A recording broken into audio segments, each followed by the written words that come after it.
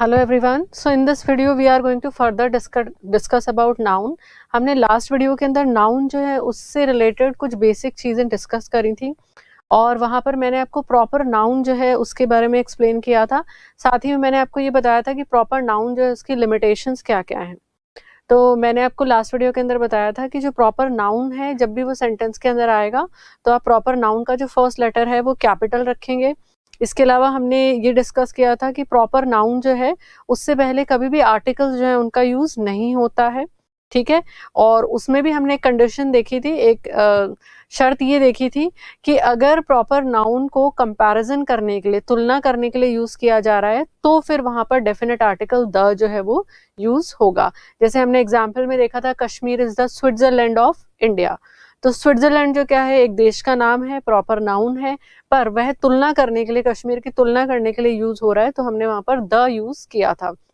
इसके अलावा हमने और क्या डिस्कस किया था, हमने ये देखा था कि नाउन जो है, जैसा मैंने आपको बताया, उसके पहले आर्टिकल्स यूज नहीं होते हैं, लेकिन नाउन से पहले अगर कोई एडजेक्टिव है, कोई विशेषण लगा हुआ है, तो फिर वहां पर हम क्या करेंगे, डेफिनेट आर्टिकल का यूज करेंगे। डेफिनेट आर्टिकल कौन सा होता है, द होता है। जैसे मैंने आपको एग्जाम्पल के अंदर बताया था, अशोक, अशोका लिखा हुआ है तो आप उसके आगे कोई आर्टिकल नहीं लगाएंगे, लेकिन वहीं पे ग्रेट अशोका लिखा हुआ है तो आप उसके आगे द लगाएंगे। अकबर लिखा हुआ है तो आप उसके आगे कोई आर्टिकल नहीं लगाएंगे। ग्रेट अकबर लिखा हुआ है तो आप उसके आगे आर्टिकल द लगाएंगे। द ग्रेट अकबर हो जाएगा, द ग्रेट अशोका हो जाएगा। फिर हमने और एग्जाम्पल देखा था इंडिया का, सिर्फ इंडिया लिखा हुआ है तो उसके आगे कोई आर्टिकल नहीं आएगा, लेकिन रिपब्लिक ऑफ इंडिया लिखा हुआ है तो यहाँ पर रिपब्लिक क्या है, एडजेक्टिव है, तो उसके पहले हम क्या लगाएंगे, द लगाएंगे। इसके अलावा आज हम एक और जो इम्पोर्टेंट लिमिटेशन है उसके बारे में बात करेंगे, ठीक है। प्रॉपर नाउन से ही संबंधित जो एक और इम्पोर्टेंट लिमिटेशन है उसको आज हम देखेंगे। तो देखिए प्रॉपर नाउन, तो ये नेक्स्ट नोट है प्रॉपर नाउन के अंदर ही। प्रॉपर नाउन में अगला नोट है, तो देखिए प्रॉपर नाउन के साथ सिंगुलर वर्ब आएगी। क्या आएगी, सिंगुलर वर्ब। तो ये चीज आपको याद रखनी है, प्रॉपर नाउन के साथ क्या आएगी, सिंगुलर वर्ब। तो प्रॉपर नाउन जब भी सेंटेंस के अंदर आप लिखेंगे तो उसके साथ आपको वर्ब जो है वो कैसी लगानी है, सिंगुलर लगानी है। तो इस चीज का आप ध्यान रखेंगे। तो एग्जाम्पल से देखते हैं हम, रिया बेक्स कुकीज। अगला एक और सेंटेंस में यहाँ लिखती हूँ, रिया बेक कुकीज। देखिए आपके सामने दो सेंटेंस लिखे हुए हैं, रिया बेक्स कुकीज, रिया बेक कुकीज। अब देखिए ये रिया जो है ये क्या है, तो ये रिया है यहाँ पर प्रॉपर नाउन, ठीक है। रिया जो है यहाँ पर क्या है, प्रॉपर नाउन है। तो रिया प्रॉपर नाउन है, बेक्स क्या है, वर्ब है, ठीक है। और कुकीज क्या है, ये भी नाउन है, ठीक है। तो ये भी अपने आप में क्या है, नाउन है। तो देखिए जो बेक्स है ये कैसा वर्ब है, जो मैंने आपको क्या कहा, प्रॉपर नाउन के साथ सिंगुलर वर्ब आना चाहिए। तो बेक्स जो है वो कैसा वर्ब है, ये सिंगुलर वर्ब है, ठीक है। तो ध्यान दीजिए इस बात पर, ये कैसा वर्ब है, ये सिंगुलर वर्ब है। जबकि जो दूसरा सेंटेंस है रिया, यहाँ पर रिया प्रॉपर नाउन है और जो बेक है ये भी वर्ब है, कुकीज नाउन है। पर ये जो बेक है यहाँ पर ये कैसा वर्ब है, ये प्लूरल वर्ब है, ठीक है। तो ये प्लूरल वर्ब है, तो इन दोनों सेंटेंसेस के अंदर ये जो पहला वाला सेंटेंस है ये तो है करेक्ट, क्योंकि यहाँ पर प्रॉपर नाउन जो है उसके साथ कैसा वर्ब आ रहा है, according to rule singular verb आ रहा है। जबकि जो दूसरा सेंटेंस है ये हो जाएगा गलत, क्योंकि यहाँ पर प्रॉपर नाउन के साथ कैसा वर्ब आ गया है, प्लूरल वर्ब आ गया है। तो इस चीज का आपको ध्यान रखना है कि सेंटेंस के अंदर प्रॉपर नाउन के साथ हमेशा सिंगुलर वर्ब जो है उसको आप यूज करेंगे।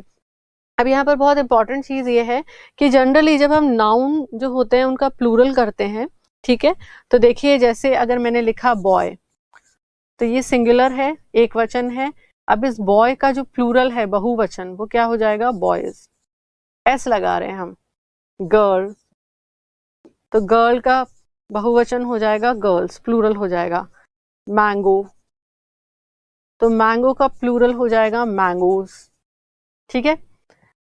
तो नाउन के अंदर तो एस या ईएस आप शब्दों के आगे लगाते हैं तो उसका प्लूरल बन जाता है, पर वर्ब में उल्टा है, तो इस चीज का आपको ध्यान रखना है। वर्ब जब भी आपको सिंगुलर से प्लूरल करनी है, ठीक है, वर्ब जब भी सिंगुलर से प्लूरल होगी तो उसमें क्या होगा, देखिए जैसे अगर हमें लिखना है राइट, कब सिंगुलर लिखना है तो ये होगा राइट्स, ठीक है, और प्लूरल इसका क्या हो जाएगा, राइट। तो जैसा नाउन में होता है एस या ईएस लगाने से सिंगुलर का प्लूरल हो जाता है, उसका ठीक उल्टा वर्ब के अंदर होता है। तो वर्ब के अंदर तो आप देखिए एस लगा हुआ है सिंगुलर वर्ब में, और प्लूरल वर्ब में वो एस हट जाएगा, ठीक है। जैसे रीड्स, तो इसका प्लूरल हो जाएगा रीड। ड्रिंक, तो इसका प्लूरल हो जाएगा ड्रिंक्स। बिल्कुल उसी तरीके से ये जो बेक है, ठीक है, ये जो बेक है,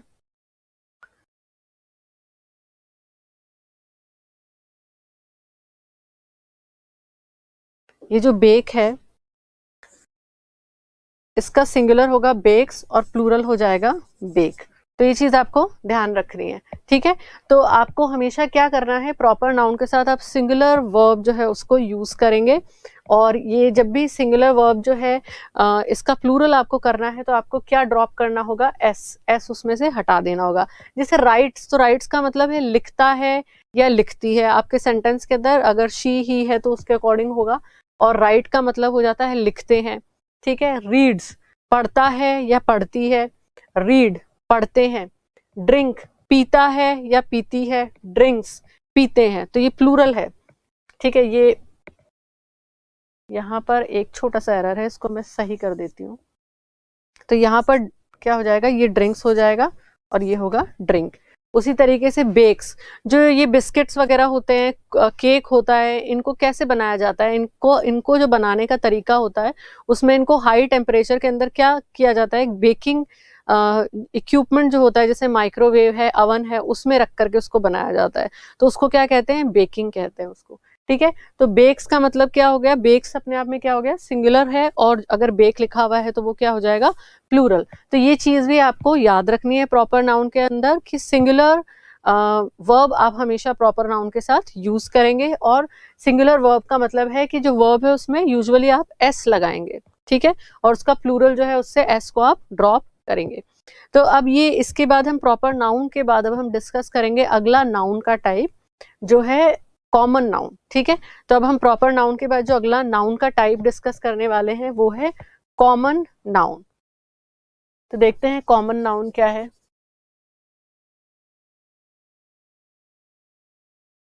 तो देखिए एग्जाम्पल में जैसे मैंने नाम लिखा है रमेश, सुरेश, रवि, राहुल, विनय, ठीक है। अब ये जो सारे नाम है रमेश, सुरेश, रवि, राहुल, विनय, नाम से हमको पता चल रहा है कि ये जो नेम है ये मस्कुलिन है, लड़कों के नाम हो सकते हैं ये, ठीक है। तो नाम पढ़ के हमें पता चल रहा है कि ये मस्कुलिन नेम्स है, लड़कों के नाम है ये। अब देखा जाए तो ये अगर किसी का नाम रमेश है तो ये रमेश यहाँ पर उस व्यक्ति का क्या हो गया है, एग्जैक्ट नेम है, तो ये प्रॉपर नाउन है।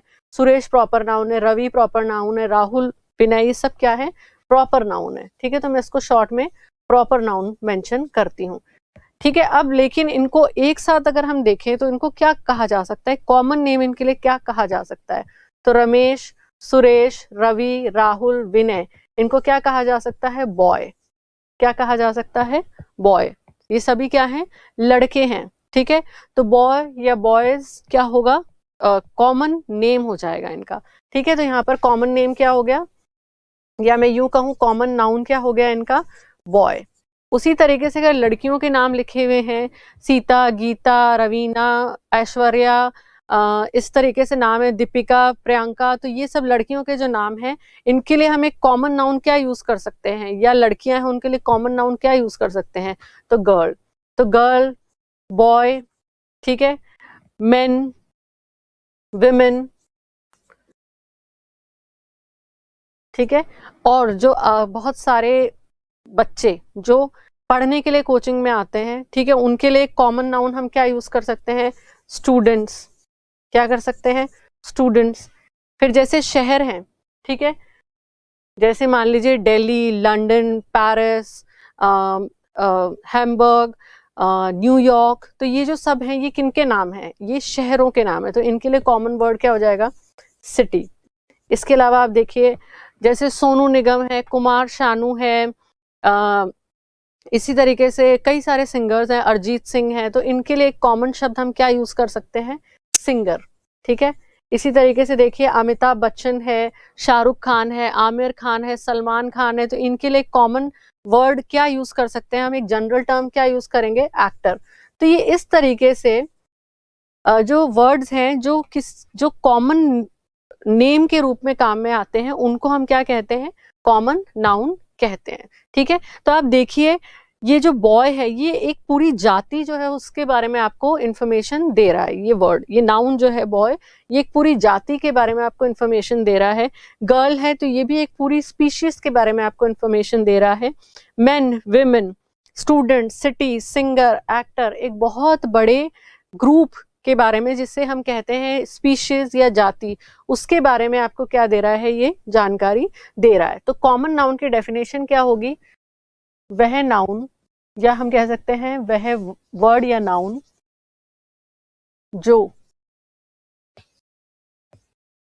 पूरी जाति का बोध करवाता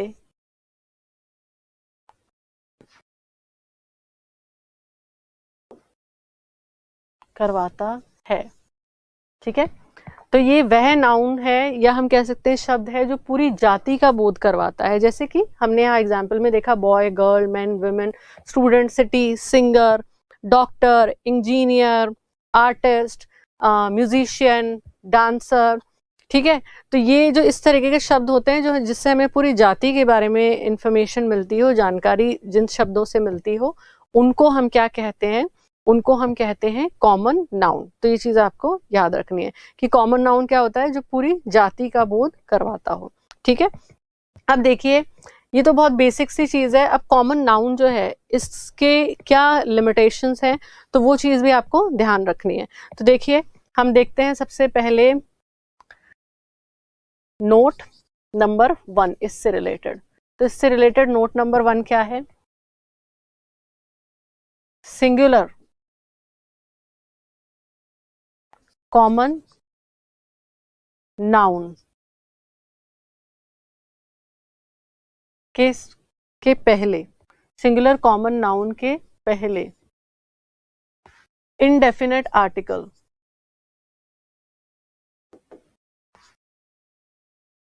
इनडेफिनेट आर्टिकल कौन से होंगे? देखिए अ या एन का यूज होगा। ठीक है, मैंने क्या लिखा है? सिंगुलर कॉमन नाउन के पहले इनडेफिनेट आर्टिकल अ या एन का यूज होगा। आर्टिकल्स जब आप पढ़ेंगे तो आप डिटेल में इनडेफिनेट आर्टिकल्स के बारे में पढ़ेंगे। मैं आपको एक छोटा सा ब्रीफ उसके बारे में बताती हूँ, थोड़ी जानकारी, कि जो इनडेफिनेट आर्टिकल्स होते हैं वो सिंगुलर नाउन के साथ यूज होते हैं, एक वचन संज्ञा के साथ यूज होते हैं, और ऐसी संज्ञा के साथ होंगे जो क्या है? इनडेफिनेट है, जिसके बारे में आपको पूरी जानकारी जो है वो नहीं है। फॉर एग्जाम्पल आप देखिए बॉय, अब कोई भी लड़का हो सकता है, कौन सा बॉय नहीं पता है। ठीक है, और ये कैसा है? ये सिंगुलर है। कैसा है? ये सिंगुलर है, एक वचन है, क्योंकि इसका बहुवचन होता तो ये बॉयज होता, तो यहाँ पर ये बॉय है, ये सिंगुलर है। ये कैसा है? ये काउंटेबल है, अगर लड़के जो हैं उनको आप गिन सकते हो। बॉय जो एक नाउन है, ये कैसा नाउन है कि अगर कई सारे लड़के भी हैं तो आप उनको गिन सकते हो, तो ये सिंगुलर है।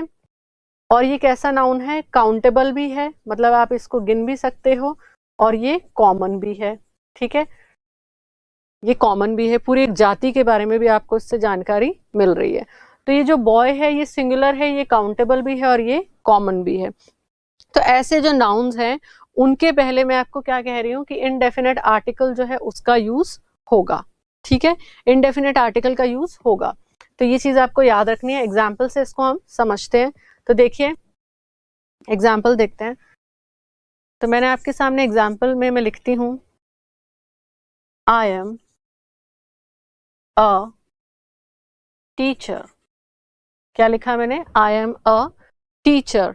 तो टीचर क्या है इस सेंटेंस के अंदर? टीचर इस सेंटेंस में क्या है? टीचर इस सेंटेंस के अंदर है कॉमन नाउन। कॉमन नाउन, वह जो पढ़ाने का काम करते हैं, वह जो शिक्षा प्रदान करते हैं, उनको हम क्या कहते हैं? उनको हम कहते हैं टीचर। तो टीचर एक कॉमन नाउन है ना? और इस कॉमन नाउन के आगे मैंने क्या लगाया है? इंडेफिनिट आर्टिकल अ जो है उसका यूज किया है। अब देखिए अगला सेंटेंस, आप देखिए,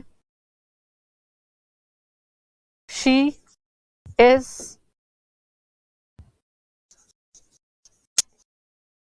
शी इज इंजीनियर। तो इसके आगे भी क्या लगेगा? एन लगेगा, क्योंकि इंजीनियर भी क्या है?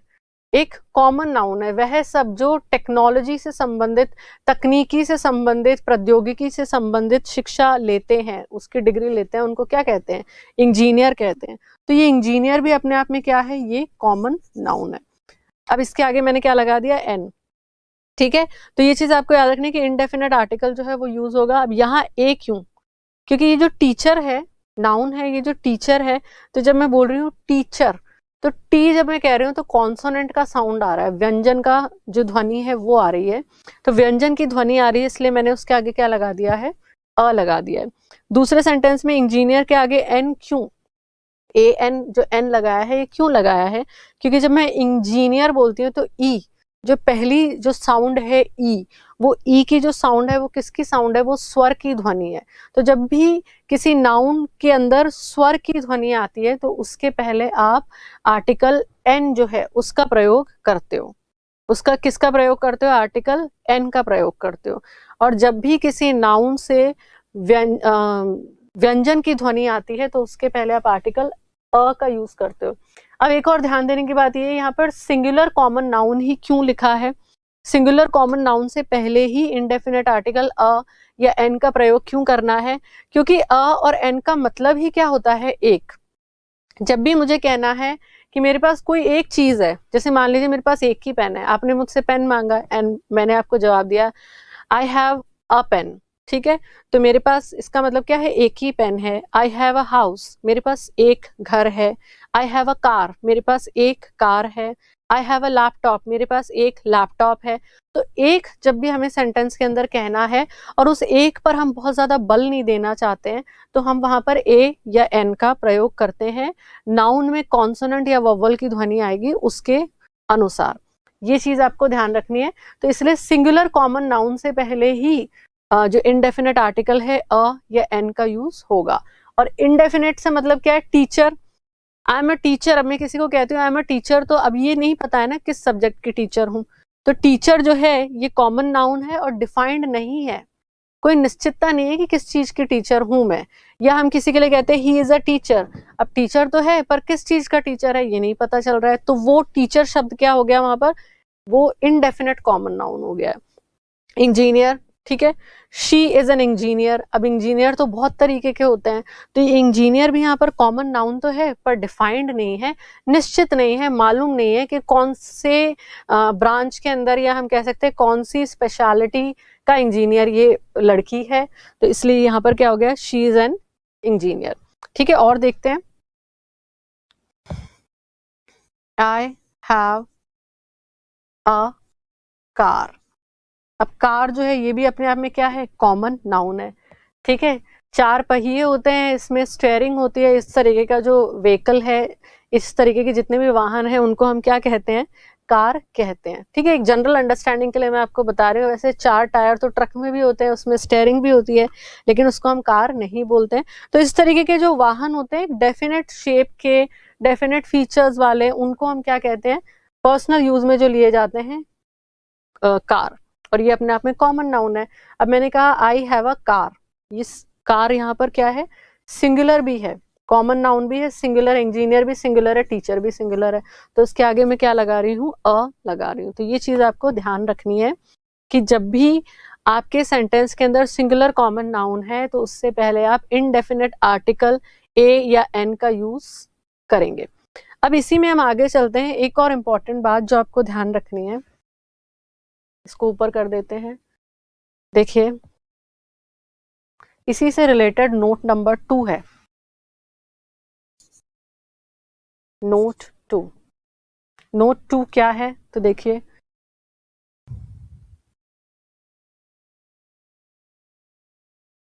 नोट 2 है डेफिनेट कॉमन नाउन, चाहे सिंगुलर हो चाहे प्लूरल हो, के पहले क्या आएगा, आर्टिकल, या मैं यूं लिखती हूं definite article, definite article the use होगा, द यूज होगा। तो मैंने क्या लिखा है देखिए, डेफिनेट कॉमन नाउन से पहले डेफिनेट आर्टिकल द यूज होगा। पहले वाले जो नाउन थे वो सिंगुलर कॉमन नाउन के पहले मैंने आपको बताया था कि इनडेफिनेट आर्टिकल यूज हो रहा है, पर यहां मैं क्या कह रही हूँ, डेफिनेट कॉमन नाउन, ठीक है।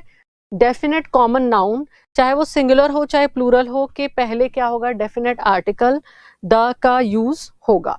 अगर सिंगुलर नाउन भी है, एक एप्पल के बारे में हम बात कर रहे हैं, एक पेन के बारे में बात हम कर रहे हैं, पर अगर वो डेफिनेट है, वो निश्चित है, उसके बारे में कुछ और जानकारी है हमें, तो वो निश्चित हो जाएगी, किसी निश्चित चीज के बारे में हम बात कर रहे हैं, तो फिर उसके साथ अ यूज नहीं होगा, ठीक है। तो उसके साथ क्या यूज होगा, द यूज होगा। हम एग्जाम्पल से देखते हैं, तो देखते हैं इसका एग्जाम्पल, तो देखते हैं एग्जाम्पल। जैसे मैंने लिखा वही सेंटेंस हम लेते हैं रेफरेंस में, I am teacher of English, ठीक है। मैंने क्या कहा, I am teacher of English. दूसरा सेंटेंस में लिखती हूं,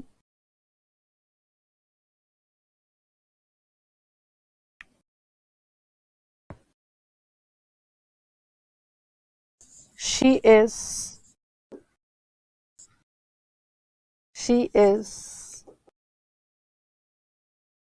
इंजीनियर ऑफ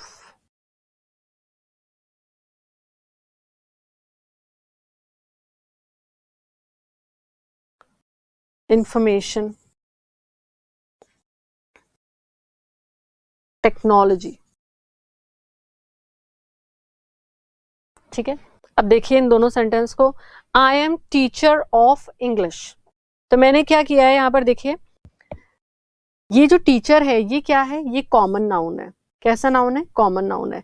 तो यहां पर मैंने लिखा है I am teacher, common noun है, टीचर हूं, पर आगे मैंने उससे संबंधित जानकारी दी है, I am teacher of English. तो ये इंग्लिश जो है इसके बारे में फर्दर आपको जानकारी मिल रही है, ठीक है। तो ये जो टीचर है, ये निश्चित सब्जेक्ट का टीचर है, ठीक है। I am teacher of English, तो ये इंग्लिश लिखने से इसके बारे में और जानकारी आपको मिल गई है, ठीक है।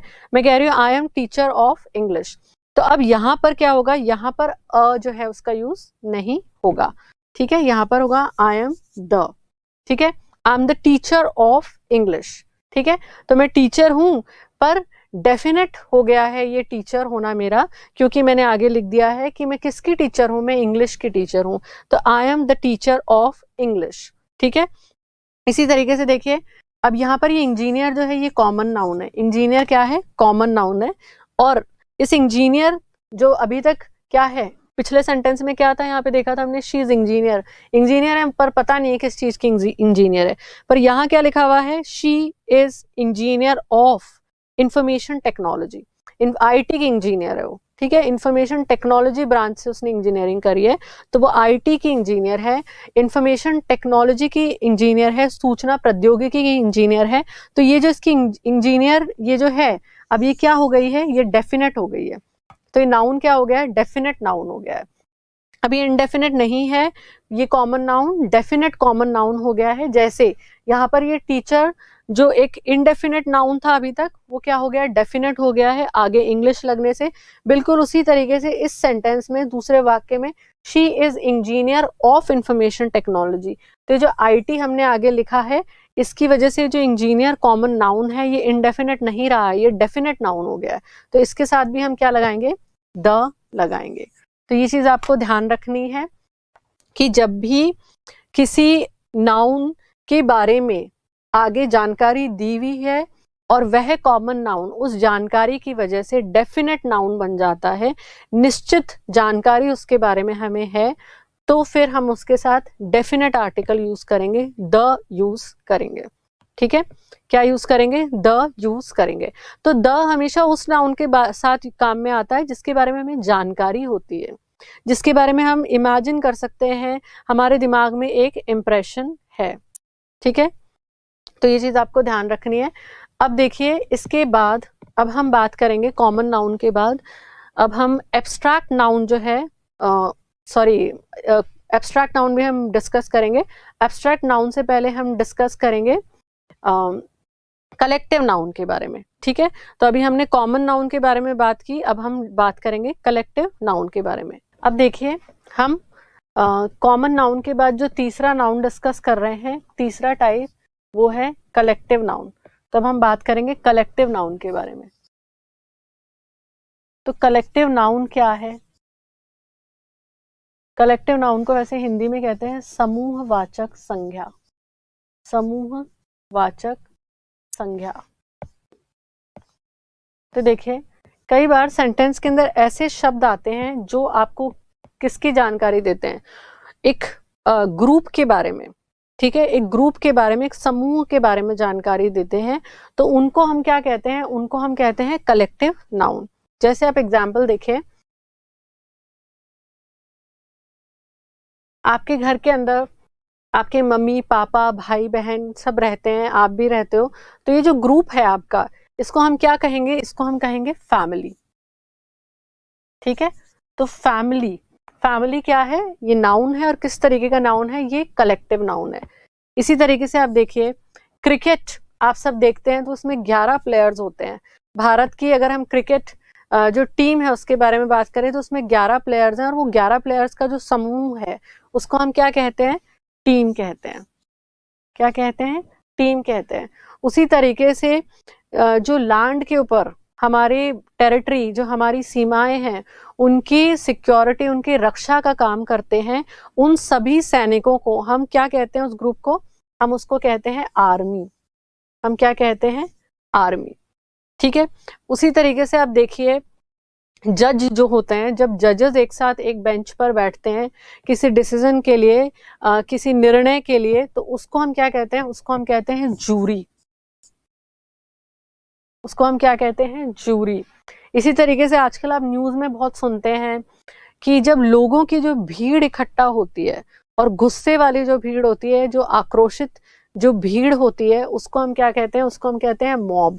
तो मॉब भी अपने आप में क्या है, एक कलेक्टिव नाउन है। ठीक है, इसी तरीके से हर्ड हो गया, जानवरों के जो झुंड होते हैं। ठीक है, जो शेरों के झुंड होते हैं उसको प्राइड बोलते हैं। तो ये जो ग्रुप्स बने हुए होते हैं इनको हम क्या कहते हैं, समूह। ऐसे शब्द जो हमें किसी समूह के बारे में जानकारी देते हैं उनको हम क्या कहते हैं, उनको हम कलेक्टिव नाउन कहते हैं। जैसे कि family, team, army, air force, jury, mob, police. ठीक है, इसी तरीके से आपके कई सारे बैच बने हुए हैं। स्टूडेंट्स स्प्रिंग बोर्ड में बहुत सारे हैं, लेकिन उनके ग्रुप्स बने हुए हैं, जैसे कि F5, PCM 6, PCM 7, ठीक है, PCM 1, 2। तो ये जो ग्रुप्स हैं इनको हम क्या कहते हैं, क्लास। ठीक है, इनको हम क्या कहते हैं, क्लास। तो ये जो ग्रुप्स हैं, ऐसे जो वर्ड्स हैं जो हमें किसी ग्रुप की जानकारी देते हैं, समूह की जानकारी देते हैं, उनको हम क्या कहते हैं, कलेक्टिव नाउन। तो इसकी डेफिनेशन क्या होगी, वह शब्द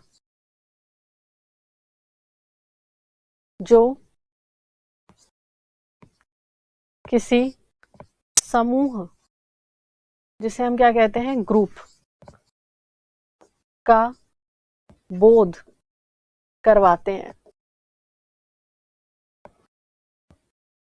बोध करवाते हैं, उनको हम क्या कहते हैं? उनको हम बोलते हैं कलेक्टिव नाउन। तो ये चीज आपको याद रखनी है, बहुत सिंपल है।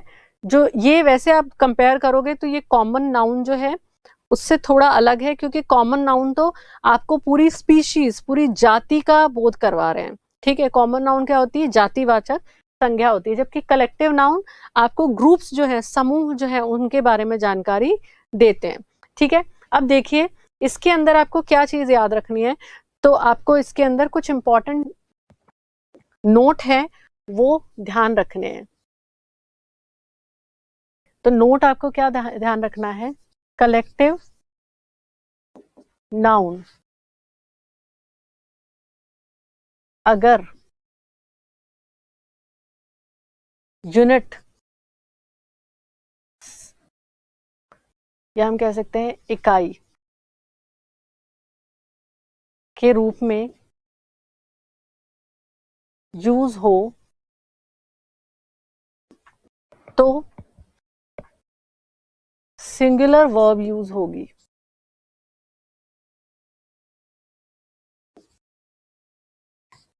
ठीक है, ये एक बहुत इंपॉर्टेंट नोट है जो आपको ध्यान रखना है। कलेक्टिव नाउन अगर यूनिट, या हम कह सकते हैं पूरी इकाई के रूप में यूज हो तो सिंगुलर वर्ब जो है वो यूज होगी। तो देखते हैं, एग्जाम्पल से समझिए। तो मैं आपके सामने एग्जाम्पल लिखती हूं।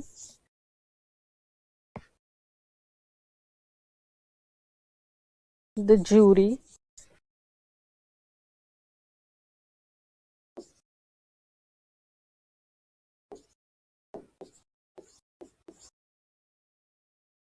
दूसरा एग्जाम्पल,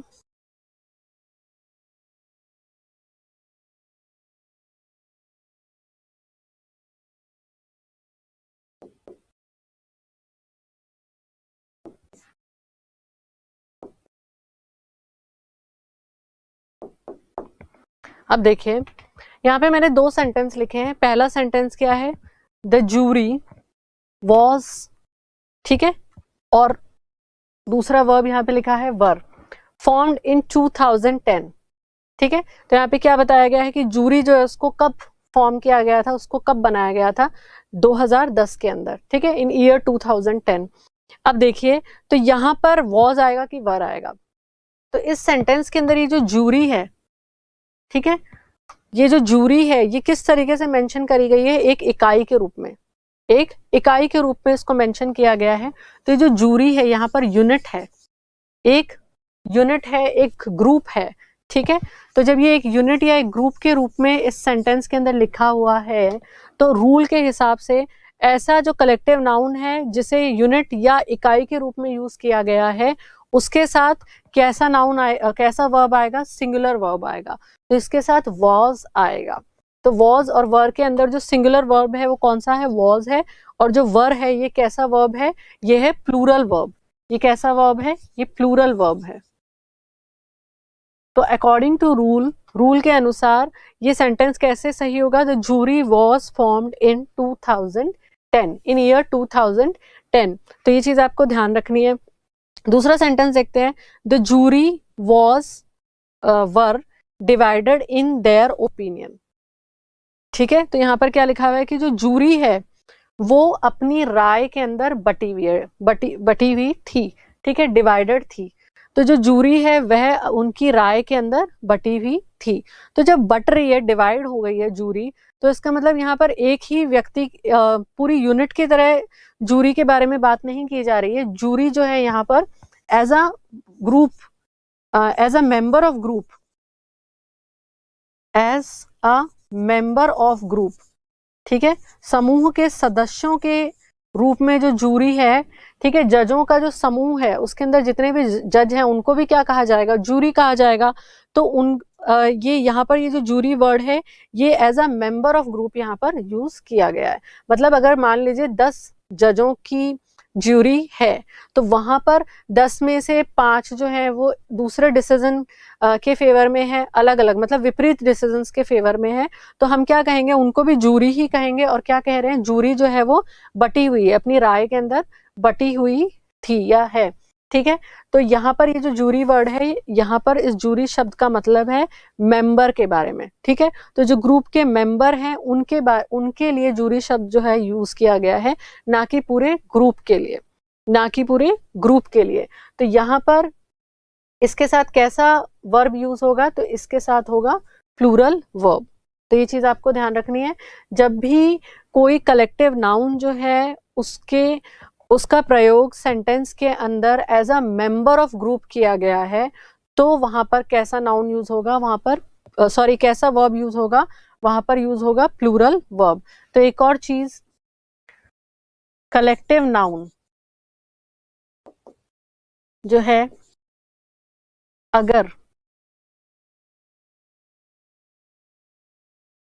कलेक्टिव नाउन जो है अगर मेंबर ऑफ ग्रुप के बारे में बता रहा है, तो फिर उसके साथ कैसा वर्ब होगा, plural verb.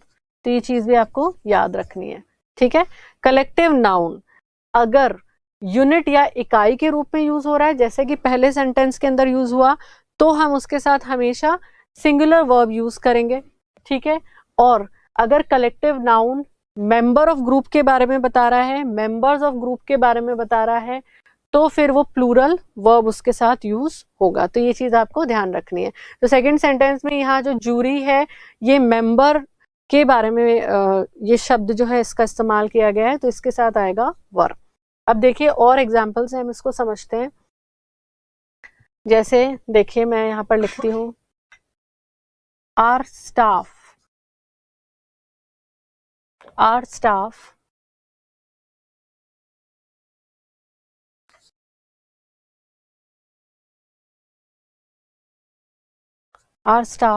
conducts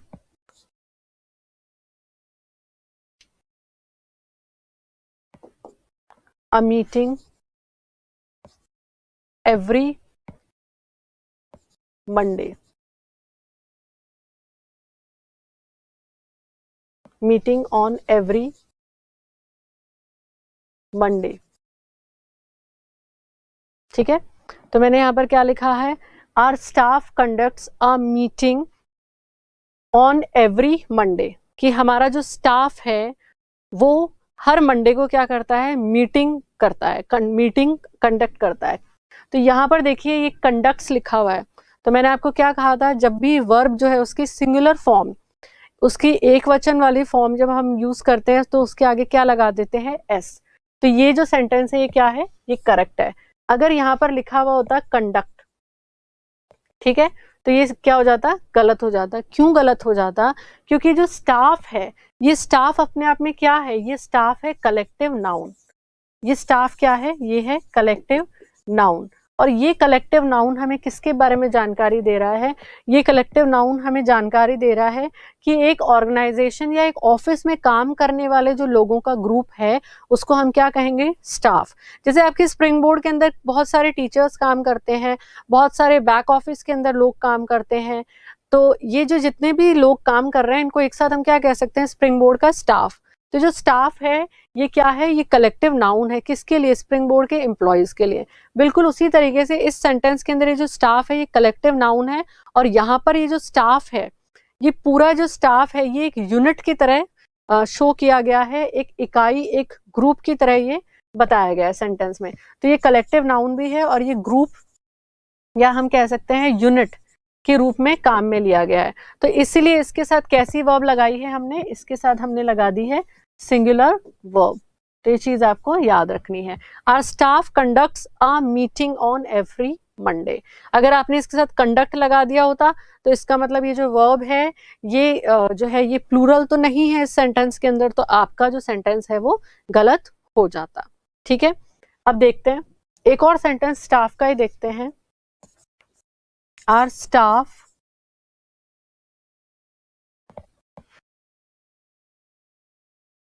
work hard to achieve their goal। ठीक है, our staff work hard to achieve their goal।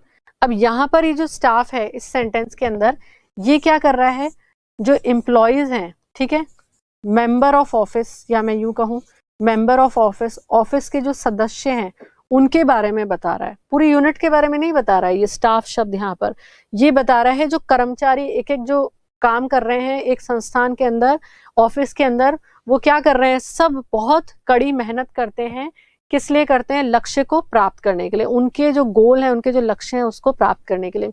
इसके अलावा ऐसे जो शब्द हैं जैसे स्टाफ है, या अभी मैंने आपको एग्जाम्पल दिया था जूरी का, कि कब वो समूह के बारे में बता रहे हैं, कब वो इकाई के रूप में इस्तेमाल किए जा रहे हैं, या टीम है, ठीक है, जो इंडिविजुअल प्लेयर होते हैं उनको भी हम टीम कहते हैं, ठीक है, और जो पूरा प्लेयर्स का ग्रुप है उसको भी हम टीम कहते हैं। तो उसके और भी हिंट जो है सेंटेंस के अंदर होते हैं, जैसे कि यहाँ पर लिखा हुआ है देयर, ठीक है, तो देयर का मतलब क्या है, उनके, ठीक है, तो उनके लक्ष्य, तो उनके अपने आप में कैसा शब्द है, एक बहुवचन वाला शब्द है, तो उससे हमें क्या पता चल जाता है कि वहां जो स्टाफ है वो कैसे है। यहाँ पर स्टाफ शब्द का मतलब है मेंबर्स ऑफ ऑफिस, ठीक है, मेंबर्स ऑफ ऑफिस, ठीक है, तो यहाँ पर ये मेंबर के बारे में बता रहा है। इसी तरीके से एक बार हम पिछले सेंटेंस पे चलते हैं, यहाँ पर भी देयर है, ठीक है, तो उनके जो राय है उसमें बटे हुए हैं, तो उनकी का मतलब क्या है, एक पर्सन के बारे में तो बात नहीं हो रही है, कई सारे जो मेंबर्स हैं उस जूरी के, जो जज हैं, उनके लिए भी जूरी वर्ड जो है वो इस्तेमाल होगा। तो ये चीज आपको ध्यान रखनी है। तो सेंटेंस में भी आपको हिंट जो है वो मिलेंगे। तो ये जो इस तरीके के जो एरर्स हैं ये एग्जाम के अंदर पूछे जाते हैं, तो इनका आपको खास ध्यान रखना है कि कलेक्टिव नाउन कब किसी सेंटेंस के अंदर यूनिट की तरह काम में लिया गया है, यूनिट की तरह काम में लिया गया है। तो यूनिट मतलब एक, तो एक है तो एक वचन हो गया, और एक वचन के साथ सिंगुलर वर्ब आ गई।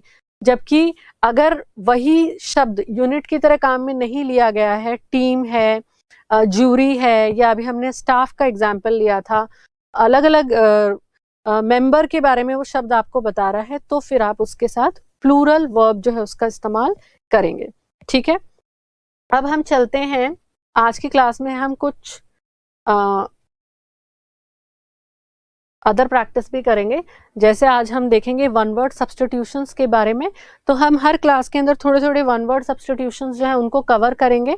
इससे आपकी अच्छी प्रैक्टिस हो जाएगी, और ये भी बहुत ज़रूरी है क्योंकि इससे आपको सीधा 2 मार्क्स जो है एग्जाम के अंदर मिलेंगे। इसमें आपका ज़्यादा समय खर्च नहीं होगा, आपको खाली जो वन वर्ड सब्स्टिट्यूशन है उसमें क्या करना होता है, पूरा एक सेंटेंस दिया जाता है, उसके लिए आपको एक शब्द बताना होता है, ठीक है, उस सेंटेंस के लिए काम में लिए जाने वाला एक वर्ड आपको बताना होता है। और ऐसे हमने पिछले वीडियो में भी देखा था, 2 प्रश्न पूछे जाते हैं, तो यहाँ पर सीधा आपको 2 मार्क्स जो है वो मिलेंगे, ठीक है। यहाँ पर अगर आपने सही लिखा है तो आपको दोनों जो प्रश्न है उसके सही उत्तर अगर आपने दे दिए तो आपको सीधा क्या मिल जाएंगे, 2 नंबर मिलेंगे। अब हम देखते हैं, तो देखिए आपके सामने पहला जो सेंटेंस है वो क्या है, अ person who does not believe in God, ठीक है। अगर एग्जाम में पूछ लिया जाए, बताइए अ person who does not believe in God, ऐसा व्यक्ति जो भगवान में, ईश्वर में आस्था नहीं रखता है, भगवान को नहीं मानता है, तो वो कौन होता है। तो देखिए उसके लिए जो वन वर्ड है वो होता है एथिस्ट। क्या होता है, एथिस्ट। उसको क्या कहते हैं, उसको कहते हैं एथिस्ट, ठीक है। तो ये चीज याद रखिए। अब देखिए, one who is not sure about God's existence, ऐसा व्यक्ति जिसे पता नहीं है कि भगवान है या नहीं है। ऐसे बहुत सारे लोग होते हैं, क्योंकि भगवान को देखा तो नहीं है, बस हम मानते हैं कि हाँ एग्जिस्टेंस है। तो ऐसे भी लोग हो सकते हैं जो कह सकते हैं कि भाई देखा नहीं है तो कैसे मान ले, तो भाई पता नहीं है कि गॉड है या नहीं है। तो ऐसे व्यक्तियों को क्या कहते हैं, तो हम देखते हैं ऐसे व्यक्तियों को क्या कहते हैं, तो ऐसे व्यक्तियों को कहते हैं एग्नोस्टिक। क्या कहते हैं, एग्नोस्टिक। तो ये चीज आपको ध्यान रखनी है। अब देखिए तीसरा जो है वो क्या है, अ लवर ऑफ मैनकाइंड, ठीक है, जिसे मानवता से, मानव सभ्यता से बहुत प्रेम हो, ठीक है। ऐसे व्यक्ति जो मानव सभ्यता के विकास के लिए बहुत ज्यादा काम करते हैं, तो उनके लिए हम क्या शब्द जो है उसको यूज कर सकते हैं, तो वो होते हैं एल्ट्यूरिस्ट। क्या होते हैं वो, एल्ट्यूरिस्ट। तो याद रखिए उनको क्या कहते हैं, उनको कहते हैं एल्ट्यूरिस्ट, ठीक है। अब देखिए next, a person who has changed his faith, ऐसा व्यक्ति जिसने अपना जो विश्वास है उसको चेंज किया है। जैसे मान लीजिए किसी की हिंदू धर्म में आस्था है और अब उसका हिंदू धर्म में जो आस्था है वो खत्म हो गई है, ठीक है। ऐसा व्यक्ति जो मान लीजिए राइटिस्ट जो आइडियोलॉजी है उसके अंदर विश्वास रखता है, पर अब उसकी जो राइटिस्ट आइडियोलॉजी है उसमें विश्वास खत्म हो गया है और अब वो लेफ्टिस्ट आइडियोलॉजी की तरफ जा रहा है, ठीक है। किसी का किसी तरीके की पॉलिटिकल आइडियोलॉजी के अंदर है ना विश्वास है और वो जो उसका फेथ है वो खत्म हो गया है। तो ऐसा जो व्यक्ति है उसको कहते हैं एपोस्टेट। क्या कहते हैं? एपोस्टेट, ठीक है। तो एक जो धारणा, एक जो मान्यता है उसको छोड़ दे, जिसको वो पहले मानता आया है और उसको छोड़ चुका हो, ऐसे व्यक्ति के लिए हम क्या कहेंगे? एपोस्टेट। तो ऐसे बहुत सारे लोग होते हैं जो भगवान को तो मानते हैं पर वो अपने जो धर्म है उसके रीति रिवाज, उसके जो रिचुअल्स हैं उनमें उनकी आस्था खत्म हो जाती है। तो उनके लिए भी हम ये जो वर्ड है एपोस्टेट ये यूज कर सकते हैं। अब देखिए अगला जो है वो क्या है? One who does a thing for pleasure and not as profession. ऐसा व्यक्ति जो कोई कार्य जो है वो प्लेजर के लिए करता है, अपने आनंद और अपने सुख के लिए करता है, ना कि पेशे के रूप में करता है। जैसे कि आप सभी क्रिकेट खेलते हैं पर आप क्रिकेटर तो नहीं है। क्रिकेटर होना अपने आप में क्या है? पेशा है। तो आप क्रिकेट क्यों खेलते हैं? प्लेजर के लिए खेलते हैं, ठीक है। इसी तरीके से मान लीजिए मेरे पास काफी फुर्सत है और मेरा मन कर रहा है, मैंने एक पेंटिंग बनाई। तो मैंने पेंटिंग क्यों बनाई? प्लेजर के लिए, उससे मुझे खुशी मिल रही है, जबकि मैं पेशे से पेंटर तो नहीं हूँ, चित्रकार तो नहीं हूँ। तो ऐसे व्यक्तियों के लिए जो वन वर्ड यूज होता है वो होता है एमेच्योर। क्या होता है? एमेच्योर। तो ये चीज याद रखिए। अब देखिए अगला, one who leads an austere life, ठीक है। एस्टर लाइफ का मतलब है सीधा साधा जीवन जीना। तो ऐसा व्यक्ति जो सीधा साधा जीवन जीता है उसके लिए वन वर्ड सब्स्टिट्यूशन क्या हो सकता है? तो उसके लिए वन वर्ड सब्स्टिट्यूशन हो सकता है असेटिक। ये आपको हिस्ट्री में ऐसे लिखते हुए ये वर्ड काफी काम आएगा। तो जो वैराग्य योगी का जीवन जी रहे हैं, साधु की भांति अपना जीवन जी रहे हैं, बहुत सीधी सादी जिंदगी जीते हैं, उनके लिए क्या कहते हैं? असेटिक, ठीक है। One who is unable to pay his डेप्ट। ऐसा व्यक्ति जो अपना कर्जा नहीं चुका पा रहा है उसके लिए हम क्या शब्द यूज करेंगे? तो देखिए उसके लिए वन वर्ड सब्स्टिट्यूशन होगा इंसॉल्वेंट। इंसॉल्वेंट, ठीक है। कई बार आपको इसका one word substitution bank corrupt भी देखने को मिलेगा। बैंक करप्ट, दिवालिया जिसको आप कहते हैं हिंदी में। तो इंसॉल्वेंट या बैंक करप्ट वह व्यक्ति जो अपना कर्जा नहीं चुका पा रहा है। तो ये इंसॉल्वेंट भी यूज होता है, बैंक करप्ट भी यूज होता है, पर दोनों में फर्क है। क्या फर्क है उसके बारे में भी हम देखते हैं। तो देखिए इंसॉल्वेंट का मतलब क्या होता है? जैसे आप ऐसे लिखते हुए पैसेज, प्रेसी, यहाँ पर ये वर्ड जो है आपको काम में आ सकता है। तो इंसॉल्वेंट का मतलब होता है जब किसी व्यक्ति की जो डेप्ट है, मतलब कर्जा, डेप्ट का मतलब क्या होता है? कर्जा। तो किसी व्यक्ति की जो डेप्ट है वो किससे ज्यादा है? उसके एसेट से, उसकी संपत्ति से ज्यादा उसका कर्ज हो चुका है, ठीक है। तो ऐसी जो फाइनेंशियल स्टेट है, ऐसी जो वित्तीय स्थिति है किसी व्यक्ति की, मान लीजिए आपका जो कर्जा है वो आपकी संपत्ति जितनी है, आपकी संपत्ति है 1 करोड़ की और आप पे कर्जा हो गया है 1.5 करोड़ का, तो वो एक फाइनेंशियल स्टेट है, आपकी वित्तीय स्थिति है, उसको बोलते हैं इंसॉल्वेंट। उसको क्या कहते हैं? इंसॉल्वेंट। जबकि बैंक करप्ट क्या होता है? बैंक करप्ट जब किसी व्यक्ति का जो कर्जा है उसको चुकाने के लिए उसकी संपत्ति की नीलामी की जा रही है, लीगल प्रोसेस फॉलो किया जा रहा है कि उसकी संपत्ति को अब नीलाम किया जाएगा, ठीक है। किस लिए किया जाएगा? ताकि उसका कर्जा चुकाया जा सके, ठीक है। सो ये क्या है? लीगल प्रोसेस है, legal process of liquidating asset to pay डेप्ट, ठीक है।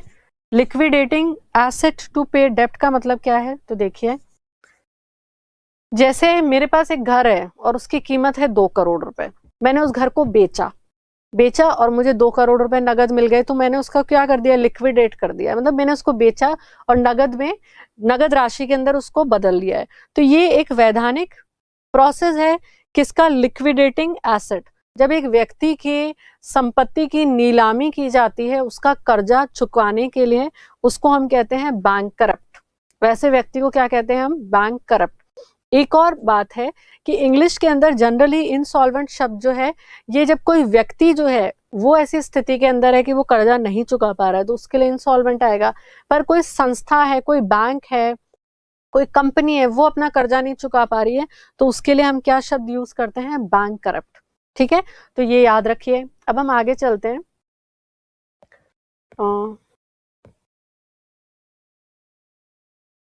देखिए अगला, a person who comes to country from his own country, sorry, a country who comes to country from his own country, ऐसा व्यक्ति जो अपने देश से दूसरे देश में जा रहा है, ठीक है, चला गया है ना। या हम कह सकते हैं a person who comes to a country from his own country, तो अपने देश से दूसरे देश में आया है, तो आया है तो उसको हम क्या कहेंगे? उसके लिए जो वर्ड हम यूज करेंगे वो है इमिग्रेंट। इमिग्रेंट, ठीक है, उसके लिए हम क्या शब्द यूज करेंगे? इमिग्रेंट।